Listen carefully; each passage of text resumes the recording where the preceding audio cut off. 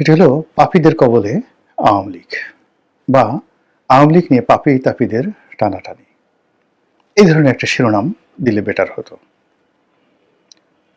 এই দলটির সঙ্গে যারা রাজনীতির সঙ্গে জড়িত বা এই দলটির জন্য যারা আত্মত্যাগ করেছেন সেই প্রথম দিন থেকে, মানে 50-এর দশক থেকে, তাদের সবার একটা আফসোস যে বিপদের সময় যারা এই দলের জন্য কাজকর্ম করেন, দলের জন্য আত্মত্যাগ করেন, দলের জন্য সর্বস্ব বিলিয়ে দেন, এই দলটির যে কয়বারই সুসময়ে এসছে, এই আত্মত্যাগ যারা করেছেন তাদের কাউকে দল মূল্যায়ন করেনি।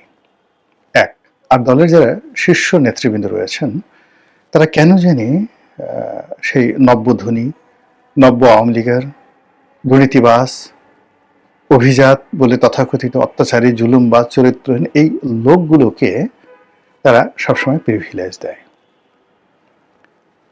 এবং এই প্রিভিলেজের কারণে কি হলো, বারবার বারবার আওয়ামী লীগ পরাজিত হয়েছে। আর এখন এইবার আওয়ামী লীগ এতটা বিপদে পড়েছে, এই এতটা বিপদ থেকে আওয়ামী লীগ আদৌ বের হতে পারবে কিনা এটা সময় ছাড়া কেউ বলতে পারবে না। আমি এই দলটির খুব বিপদের সময়, যখন ভীষণ রকম বিপদ, সেটা হলো 1/11-এর সময়, তখন এই দলের শীর্ষ পর্যায়ে যারা লোকজন রয়েছেন তাদের সঙ্গে আমার সম্পৃক্ততা ঘটে। আমি একজন সাধারণ প্রার্থী হিসেবে 2001 সনে নমিনেশনের জন্য চেষ্টা করে যাচ্ছিলাম, কিন্তু আমার চেষ্টাটা হলো একজন নমিনেশন, ধরুন যে উপজেলা পর্যায়ের নেতাকর্মী, জেলা পর্যায়ের নেতারা এবং বিভাগীয় পর্যায়ের নেতার বাইরে প্রধানমন্ত্রী শেখ হাসিনার সঙ্গে একবার দুইবার সাক্ষাৎ, এটার মধ্যে সাধারণত সীমিত ছিল বা থাকে যারা নমিনেশন চায়। কিন্তু আমার ওটা আসলে ওই পর্যায়ে ছিল না। আমার এটা কি হলো, প্রথমত যে ওয়াদুল কাদের সাহেব এবং আব্দুল জলিল সাহেব, এই দুজনের সঙ্গে আমার একটা ব্যক্তিগত সম্পর্ক গড়ে উঠল। এটা গড়ে উঠল 2004 সনের দিকে। যেহেতু আমি তখন ভালো ব্যবসা করি, সচ্ছল, যেটাকে বলা হয় ডিম পাড়া মুরগি নয়, মানে দুগ্ধবতী গাভী, তো কাজে আমি খুব সহজে নেতাদের দৃষ্টি আকর্ষণ করতে পারতাম এবং যেখানে যেতাম সেখানে খুব আকর্ষণীয়, এর কারণ হলো আমি খরচ করতে পারতাম। তো এই অবস্থাতে যারা শীর্ষ নেতৃবৃন্দ রয়েছেন তখন তাদের প্রায় সবারই আর্থিক দ্বন্দ্বদশা ছিল। 2001 থেকে একেবারে 2009 পর্যন্ত সবারই দ্বন্দ্বদশা ছিল, কারো এরকম দহরম মহরম অবস্থা ছিল না আওয়ামী লীগের যারা নেতৃবৃন্দ রয়েছেন। তো যারা নব্য ব্যবসায়ী, ধনী ব্যবসায়ী, দলের ভিতরে বা বাইরে, তাদের একটা নির্ধারণ যাকে বলা হয় যোগ্যতা ছিল বা গ্রহণযোগ্যতা ছিল। 2 নম্বরে যেটা ছিল, যখন 1/11 হইল তখন 1/11-এর পরে সবাই ভয় পেয়ে গেল। বিশেষ করে দলের যারা ডোনার ছিলেন, ফাইন্যান্সার ছিলেন, সব গা ঢাকা দিলেন। তারপর দলের বেশিরভাগ নেতা পালিয়ে গেলেন, নিজেরা বললেন আর রাজনীতি করবেন, এবং এত ভয় পেয়ে গেলেন যে বড় বড় নেতারা হাও মাও করে কান্নাকাটি করলেন প্রকাশ্যে যে আমরা আর জীবনে রাজনীতি করব না।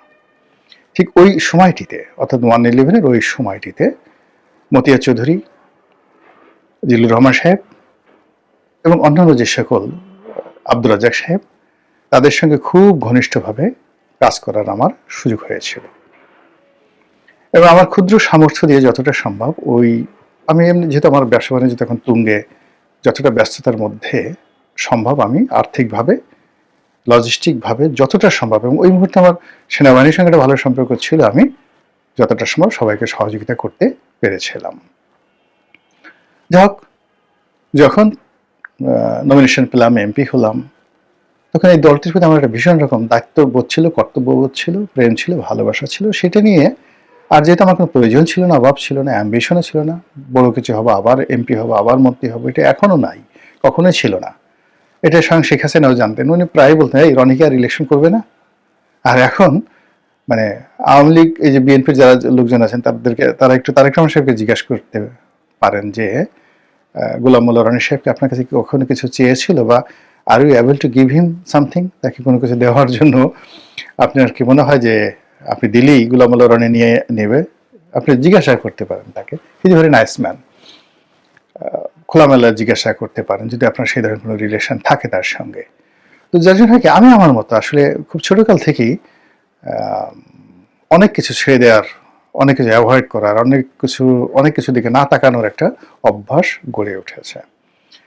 তো সেই কারণে কি হলো, আওয়ামী লীগের যে বিভিন্ন পর্যায়ে আমি যখনই অনিয়ম দেখেছি, দুর্নীতি দেখেছি, আমি আওয়ামী লীগের ভিতরে বাইরে, সংসদীয় কমিটি, সংসদে, টেলিভিশনে, টক শো, লেখালেখিতে 2009 সন থেকে রীতিমতো ফাটিয়ে ফেলেছিলাম, সবার শত্রু হয়ে পড়েছিলাম। ভাগ্য ভালো, গণতন্ত্র তখন ভালো ছিল এবং শেখ হাসিনা স্নেহ করতেন পার্সোনালি, ভীষণ রকম স্নেহ করতেন, শেখ রেহানাও স্নেহ করতেন। এজন্য ওই দুর্বৃত্তরা আমাকে আসলে প্রাণে মারতে পারেনি, আদারওয়াইজ আমাকে তো মানে পাড়িয়ে মেরে ফেলতো। এবং আমার এই যে অবস্থা, শেষ দিন পর্যন্ত তারা কিন্তু সেই চেষ্টা করেছে যে আমাকে দুনিয়া থেকে সরানোর জন্য। কিন্তু প্রথমে আমি উইদিন দ্য পার্টি শেখ হাসিনার স্নেহ ছিল, আর যখন আমি পার্টি থেকে বের হয়ে আসলাম তখন আমার পরিবেশ পরিস্থিতি ন্যাশনাল হয়ে গেল, আন্তর্জাতিক ক্ষেত্র লোকজন চেনা শুরু করলো, ফলে আমাকে হজম করাটা এত সহজ ছিল না। যদি হজম করা যেত তাহলে আমাকে ছাড়তো না, কোনো অবস্থাতে ছাড়তো না। ফলে ওই অবস্থার মধ্যে থেকে আওয়ামী লীগের সকল বজ্জাত বদমাইশগুলোকে আমি হাড়ে হাড়ে চিনি, টু দি পয়েন্টে চিনি। কে টাকা উপার্জন করেছে, কে অশ্লীল কর্ম করেছে, কে অন্যের ঘর ভেঙেছে, কে চরিত্রহীন হয়েছে, কে শেখ হাসিনার হক নষ্ট করেছে, এবং কে ভণ্ডামি করে শেখ হাসিনার বিশ্বাসকে কাজে লাগিয়ে হাজার হাজার কোটি টাকা লুটপাট করেছে। শেষের দিকে দলীয় ফান্ড সংগ্রহের নামে প্রচুর টাকা পয়সা এদিক ওদিক হয়েছে, এবং তারা হয়তো দলের কোনো একটা জায়গাতে 10 টাকা দিয়েছে, কিন্তু 1000 টাকা তারা চুরি করে ফেলেছে।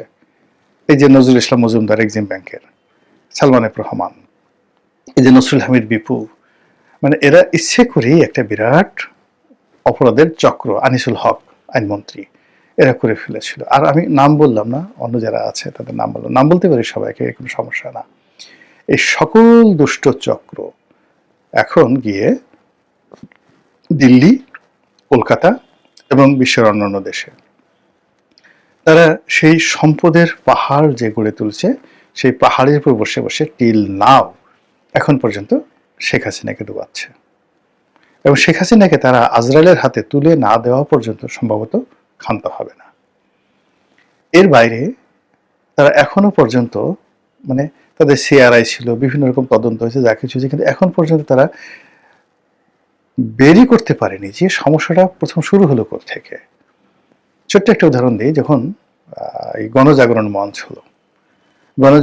হলো, কতগুলো বদমাইশ কোত্থেকে যে এসে জুটলো, এই ইমরানের সরকার, কমির রহমান পিয়াল মিয়াল, কোথা থেকে আসলো শিয়াল মিয়াল, মানে এইগুলোর যে দাপট, কথাবার্তা, সবকিছু মিলিয়ে এখন যারা সমন্বয়ক আছে, আমি তো মনে করি যে এই অমির রহমান পিয়াল ঠিয়ালদের তুলনায় এখন হাসনাত সার্জি যারা আছে, এরা তো আকাশের মানে তারকা, এরা ফেরেশতা। এই যে শাহবাগে যেভাবে তারা মদ গাঁজার আড্ডা তৈরি করেছিল, যেভাবে সেক্সের, মানে এই যে আমরা অ্যাপিস্টেইন যে সেক্স কেলেঙ্কারির কথা বলি, এর সাথে বড় বড় সেক্স কেলেঙ্কারি বাংলাদেশের পক্ষে যেটা সম্ভব, তারা যেভাবে পুরো একটা সেক্স সিটি, শাহবাগকে একটা সেক্স সিটি করে ফেলেছিল এই গণজাগরণ মঞ্চের এই বদমাইশগুলো করে, আওয়ামী লীগকে ব্যবহার করে তারা সবাই রাজনৈতিক আশ্রয় নিয়ে সবাই দেশের বাইরে চলে গেছে।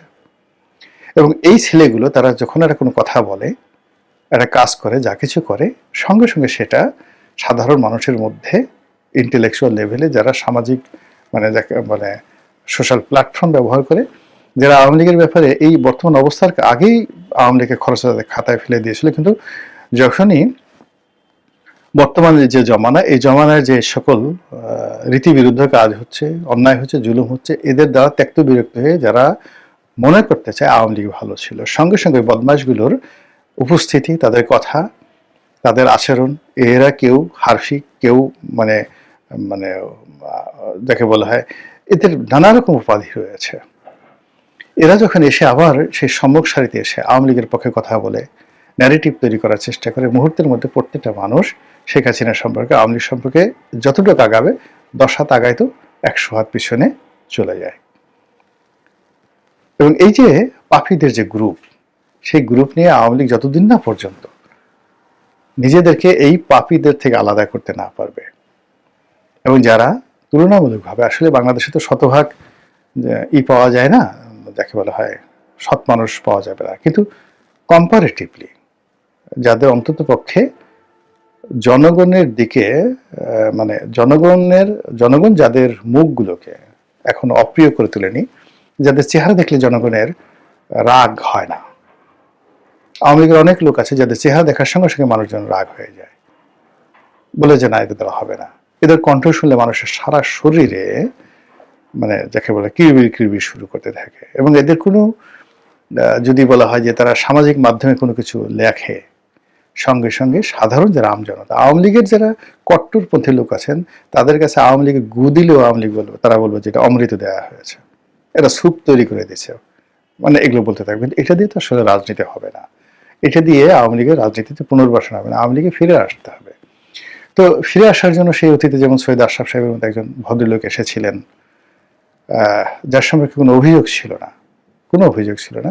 হয়তো তিনি খুব অ্যাক্টিভ ছিলেন না, ড্রিঙ্কস করতেন, নেতাকর্মীদেরকে এন্টারটেন করতেন না, সারাদিন ঘুমিয়ে থাকতেন, কিন্তু কারো ক্ষতি করতেন না। আর যখন বাইরে কোনো কথা বলতেন সেটা মার্জিত ছিল, শালীনতা ছিল, কিছু কিছু দুই একটা কথা বিতর্ক তৈরি করেছিল, কিন্তু in general he was a great man, he was a great man.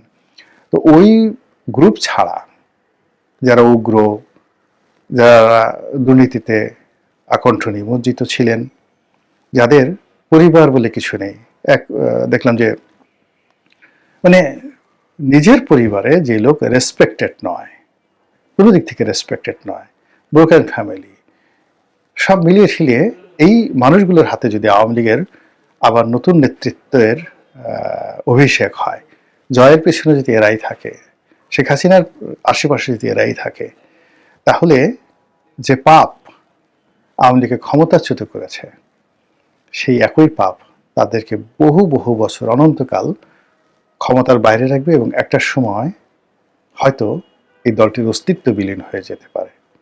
আর এটার উল্টো হয়ে যেতে পারে, তারা খুব দ্রুত ফিরে আসতে পারে যদি তারা তওবা করে, দ্রুত ফিরে আসতে পারে, নিজেদের যে কলঙ্কগুলো রয়েছে, ক্যান্সারগুলো রয়েছে, সেই ক্যান্সারগুলো তারা বাদ দিতে পারে, এবং যে হারামগুলো রয়েছে সেই হারামগুলো থেকে তারা নিজেদেরকে রক্ষা করতে পারে। হয়তো আল্লাহ রাব্বুল আলামিন তাদের জন্য সম্ভাবনার দ্বার খুলেও দিতে পারেন। আসসালামু আলাইকুম।